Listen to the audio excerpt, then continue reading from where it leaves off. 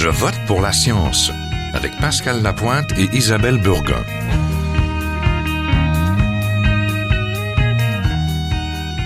Bonjour à tous, j'espère que tout va bien chez vous. Dans 2 semaines, vous allez être appelés à voter pour combler le poste de maire ou de mairesse de votre ville. Il y aura le 5 novembre prochain plus de 1100 municipalités en élection au Québec. Ces prochaines élections nous poussent à Je vote pour la science à nous questionner sur certains enjeux. Aujourd'hui, nous allons parler de drogue, ou plus justement des services d'injection supervisés.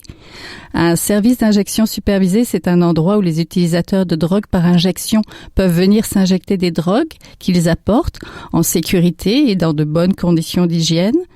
La Ville de Montréal et 4 organisations communautaires, avec l'aide des gouvernements fédéral et provincial, ont ouvert 3 sites à Montréal, à Ville-Marie, à Hochelaga-Maisonneuve et dans le sud-ouest de la ville. Il s'agit des premiers centres du genre au Québec et même dans l'est du Canada. Ces services font pourtant face à diverses résistances politiques, car nous trouvons au cœur d'un conflit de juridiction, la juridiction criminelle des drogues et du ressort d'Ottawa. Les soins offerts aux utilisateurs de drogue relèvent du Québec, mais les sites sont implantés le plus souvent dans les villes qui doivent gérer la sécurité publique. Il y a aussi une résistance sociale, le fameux « pas dans ma cour ». Certains articles récents ont rapporté des inquiétudes de parents d'une école primaire de Ville-Marie. Il existe pourtant des sites d'injection supervisés dans 60 villes du monde, comme celui de Barcelone, où le nombre de seringues jetées dans les endroits publics est passé de 1 200 000 à 240 000 seringues en l'espace de 10 ans. Faudrait-il des services d'injection supervisés dans chaque ville du Québec ?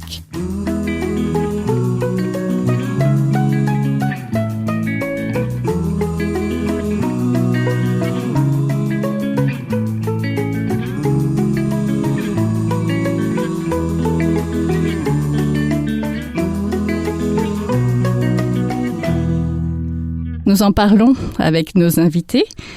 Je suis en compagnie du docteur David Martin-Miliot, médecin spécialiste en santé publique et cofondateur du groupe Jeunes médecins pour la santé publique. Bonjour. Bonjour.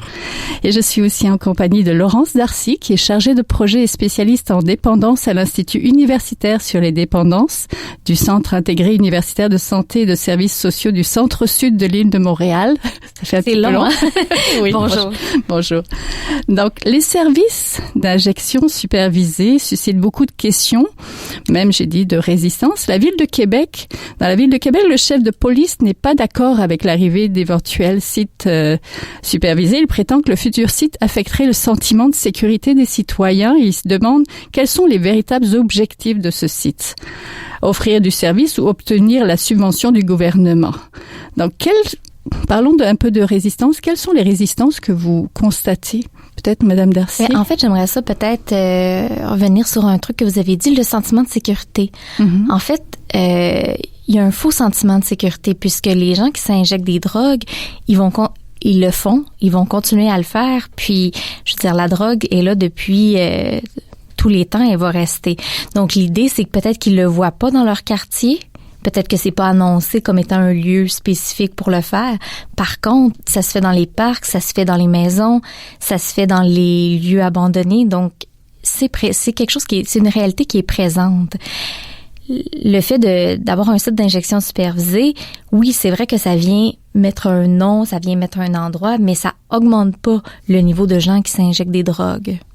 Et les résistances? En fait, certain qu'il y a des résistances. On a eu des résistances politiques, par exemple, au niveau fédéral. Ça l'a débloqué plus récemment. Oui. Est-ce que sous l'ère Harper, c'était plus difficile qu'avec Justin Trudeau? Oui, absolument. En fait, parce que, comme vous l'avez dit plus tôt, ce que ça prend au niveau fédéral, c'est une exemption à une loi qui réglemente certaines drogues et autres substances. Cette loi-là s'appelle comme ça, pour avoir un périmètre un peu d'exemption, si on veut, ou que les gens, comme vous l'avez dit, ils doivent apporter leur drogue sur le site.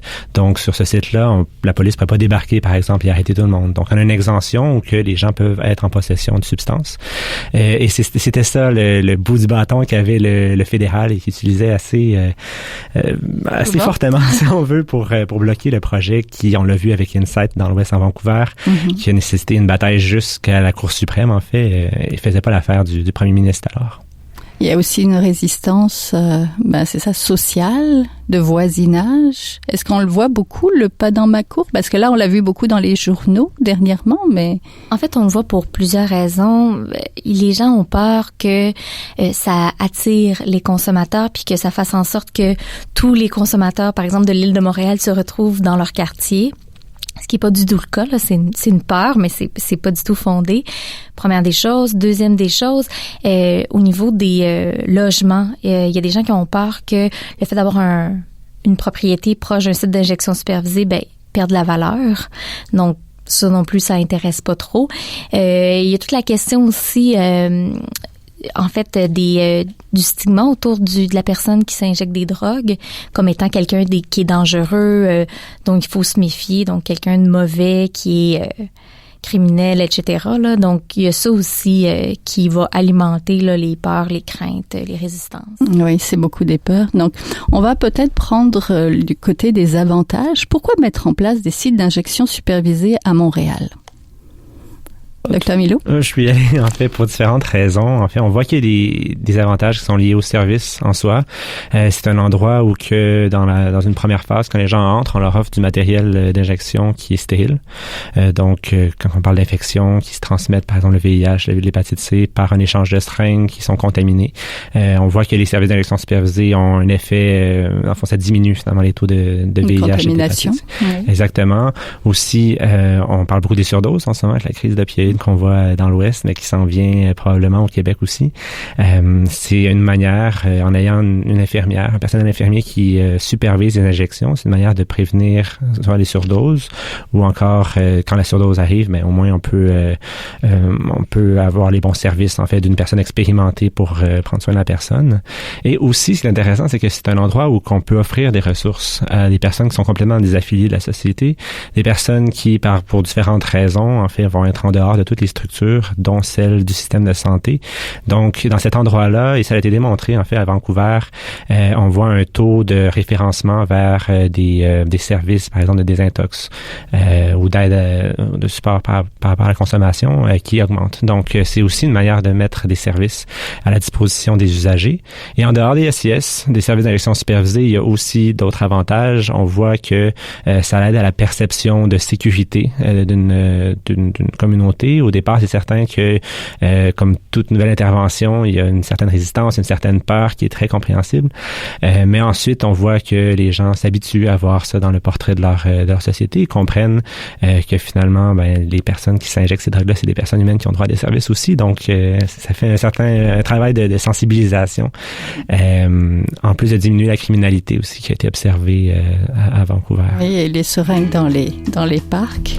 Absolument.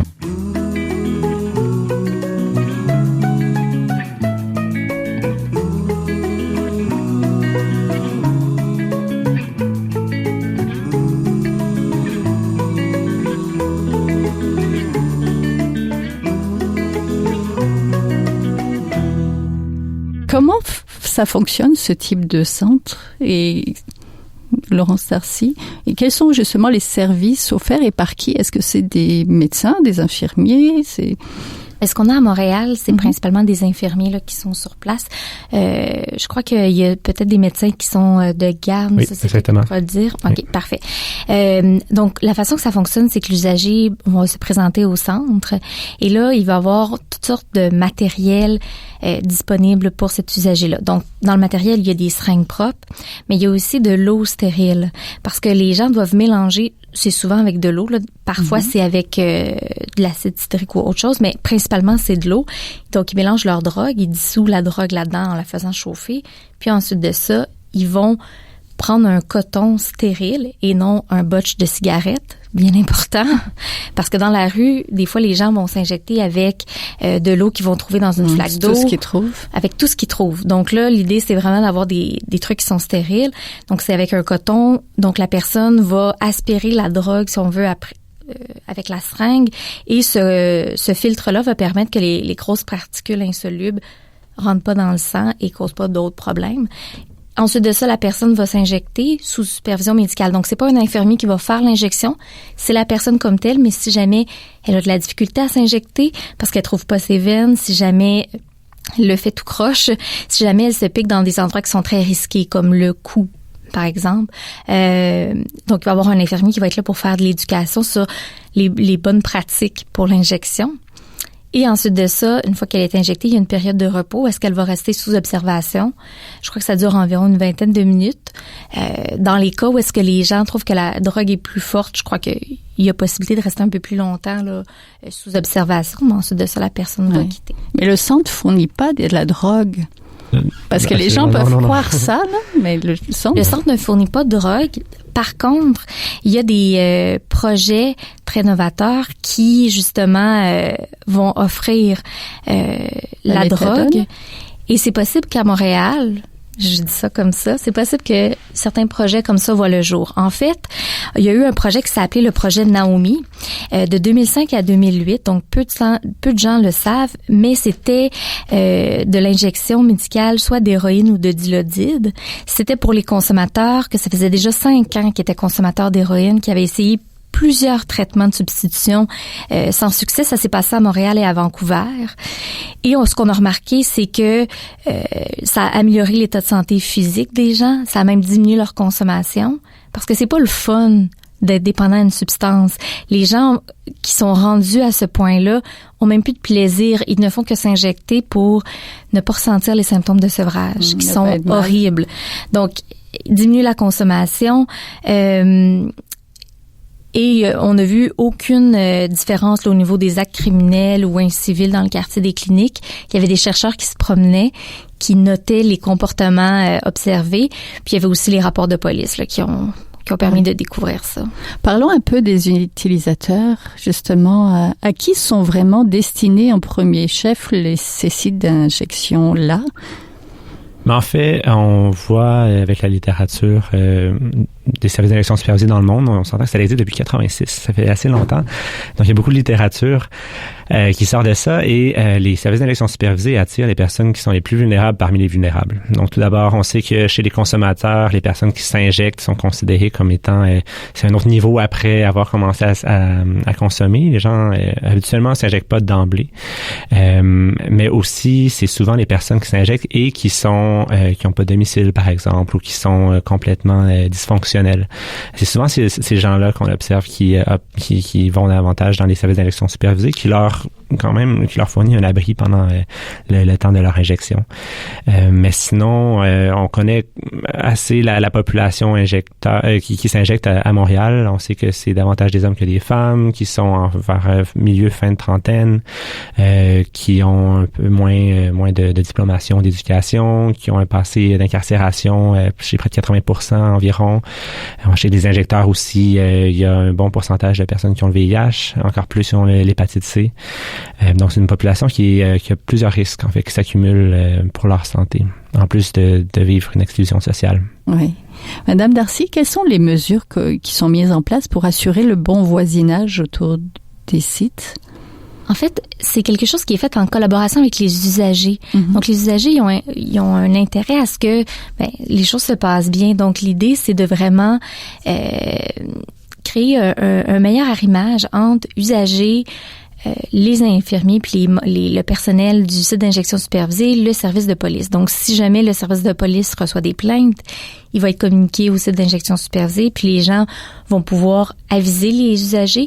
Puis justement, il va y avoir une autorégulation qui va être faite. Donc, ça améliore les canaux de communication entre les différents acteurs. Il y a des comités de consultation, en fait, qui existent aussi avec des citoyens, des commerçants, etc., la police.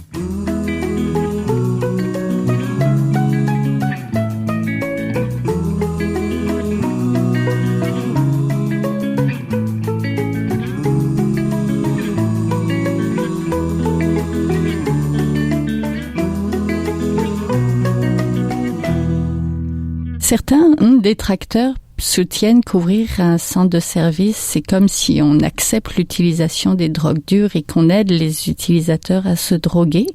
Mais pourtant, ça pourrait être un des premiers pas vers une cure de désintoxication, n'est-ce pas, Dr. En fait, c'est exactement ce qu'on appelle la réduction de méfaits, qui est un complexe, qui est un concept qui est assez compliqué à comprendre, parce que les gens, justement, croient qu'on donne notre aval à un comportement qui est peu désiré. Mais en fait, l'approche de réduction de méfaits qui est bien différente de celle de prohibition qui a lieu depuis très longtemps. Hein. L'approche de réduction de méfaits, en fait, se concentre sur les conséquences de ce comportement-là. Donc ici, on parle des conséquences de l'injection.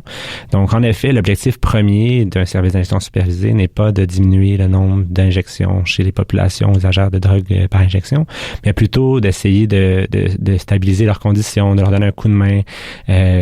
Jamais on accepterait d'avoir un taux de VIH aussi élevé, par exemple, dans une population autre. Donc c'est de se concentrer sur ces conséquences-là pour que ensuite, une fois que tous ces éléments-là sont plus stabilisés dans leur vie, ben, ces personnes-là puissent prendre d'autres choix, par exemple, s'ils le désirent. Donc, c'est vraiment une approche de réduction de méfaits. Oui. Et moi, ce que j'aimerais ajouter à ça, c'est que souvent les gens croient à tort que c'est des drogues dures, puis qu'il y a une différence. Bon, premièrement, la différence drogue douce de drogue dure n'existe plus. D'une part. D'autre part, il y en a beaucoup là-dedans qui s'injectent ce qu'on appelle des médicaments opioïdes. Ça, c'est des médicaments que vous pouvez recevoir à l'hôpital et que vous n'allez pas devenir dépendant parce que vous en recevez une dose à l'hôpital. Donc ça, le problème n'est pas dans la drogue comme telle. Le problème naît de la relation que l'usager développe avec la drogue qui devient une relation qui est malsaine, qui est une relation qui les emprisonne dans leur consommation. Donc, première des choses, c'est pas une question de drogue, c'est vraiment une question de relation avec la drogue. Il y en a qui ont cette relation-là malsaine avec l'alcool, par exemple. Ils vont présenter les mêmes problèmes. L'idée de la réduction des méfaits, comme mon collègue l'expliquait, c'est de réduire le plus possible les conséquences négatives dans le but ultime d'améliorer la qualité de vie de la personne. Donc, l'idée, c'est que il y a pas juste l'abstinence ou la diminution de la consommation dans la vie qui existe, mais il y a justement de s'attaquer aux conséquences négatives. Par exemple, donner des seringues stériles, c'en est une mesure de réduction des méfaits parce que ça limite les infections. Le fait de pas s'injecter dehors aussi. Le fait de le faire dans un endroit qui est sécuritaire. Le fait qu'une fois que je suis intoxiquée, je me ramasse pas avec n'importe qui à côté de moi qui pourrait me faire toutes sortes de choses. Donc, le milieu de la rue, c'est un milieu qui est très difficile. Puis, il y a certains usagers qui peuvent se faire attaquer, qui peuvent se faire voler, sont pas en état de réagir. Donc, il y a tout ça qui entoure. Qui à prendre en compte. Mais est-ce qu'on pourrait faire un parallèle avec l'alcool? Parce que les campagnes pour lutter contre la dépendance à l'alcool, c'est plutôt, on va dire, l'inverse. On parle plutôt d'abstinence, du club des AA, où il faut savoir se contrôler, etc. On n'imagine pas qu'il y ait un centre où les gens, peut-être il va y en avoir, je sais pas, peut-être vous êtes mieux au courant, où les gens pourraient aller chercher de l'alcool, justement, de consommer de l'alcool. Oui, ça existe ailleurs au Canada. Ça s'appelle des wet shelters. Et c'est un endroit parce que les gens vont consommer de l'alcool pour éviter les symptômes de sevrage. Donc, ça existe. Montréal n'en a pas encore. On ne sait pas ce que l'avenir nous réserve. Et ce que je dois dire par rapport à l'alcool, c'est que ça peut amener autant de problèmes négatifs. Puis oui, le courant AA, tout ce qui finit en A, bref, NA, tout ça vise l'abstinence de toute substance. Et c'est une des façons, mais ce n'est pas la seule. Puis présentement, dans le réseau public, quand on traite au niveau de la dépendance, l'approche préconisée, c'est la réduction des méfaits. Donc, c'est vraiment de diminuer les conséquences négatives. Puis, un des moyens, ça peut être de diminuer ou d'arrêter complètement sa consommation de drogue. Mais ce n'est qu'un moyen, ce n'est pas une fin en soi. Oui, il y a d'autres voies. Le projet de loi C-37 du gouvernement fédéral fera en sorte que 5 grands critères devront être remplis pour permettre l'ouverture d'un centre d'injection supervisé au lieu des 26 conditions obligatoires qui avaient lieu avant. Donc, il devra prouver qu'il existe un réel besoin de ce centre, que des consultations ont été menées, qu'elles ont évalué l'impact sur la criminalité, qu'elles disposent des ressources nécessaires pour gérer un tel centre et d'une structure réglementaire pour l'encadrer. Est-ce que c'est un pas dans la bonne direction, Dr. Millot? Oui, absolument. En fait, dans le passé, justement, c'était par la multiplication de toutes ces conditions-là que on pouvait voir que c'était plus compliqué finalement d'implanter un service d'élection supervisée. Donc, ça reste des conditions qui, selon moi, sont nécessaires, qu'il faut observer. C'est certain qu'on va pas implanter un service d'élection supervisée n'importe où, n'importe comment, en quelques jours. Mais le fait d'en avoir moins, je suis totalement d'accord avec ça. Puis je crois que ça démontre la bonne volonté de nos alliés fédéraux, finalement, par rapport à la question. Que peuvent faire les villes, plus que des promesses, pour faire leur part dans ce dossier-là?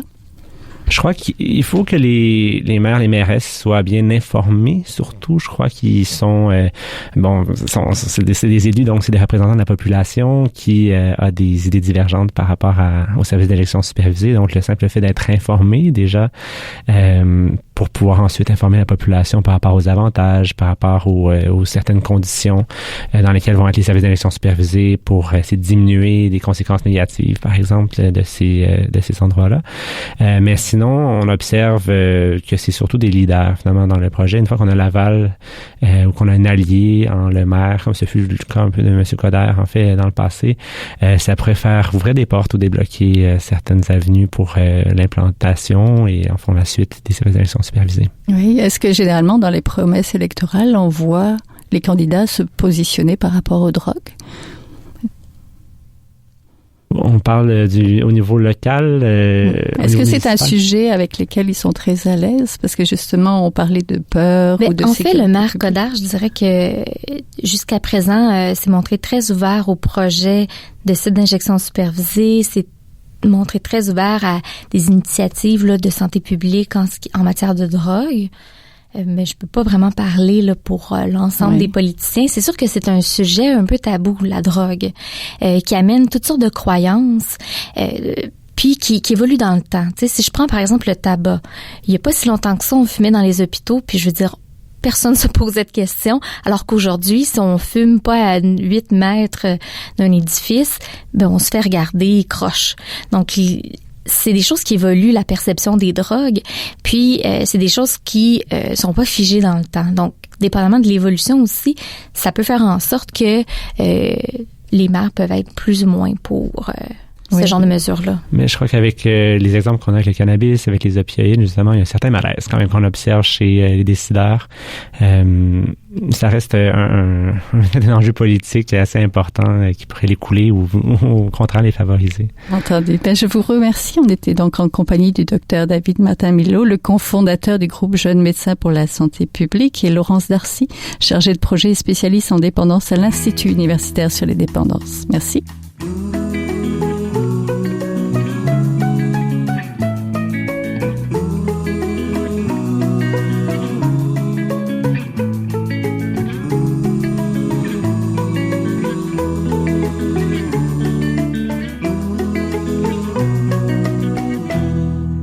On rejoint Pascal Lapointe avec sa chronique mensuelle sur la guerre des cultures. Il nous parle cette fois de la mort de l'expertise, avec l'auteur Tom Nichols qui affirme qu'on assiste non seulement à un rejet de l'expert, mais à une montée de l'hostilité contre lui.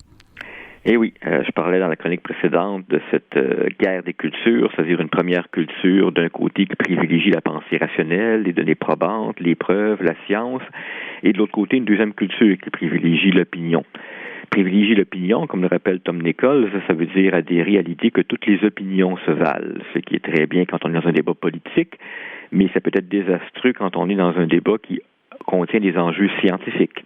On le voit par exemple aux États-Unis où les défenseurs du créationnisme, tu sais, cette idée que la Terre a été créée en 6 jours il y a 6 000 ans, ils s'opposent à la théorie de l'évolution en disant, c'est juste 2 opinions et donc il faudrait enseigner le créationnisme et l'évolution sur un pied d'égalité à l'école.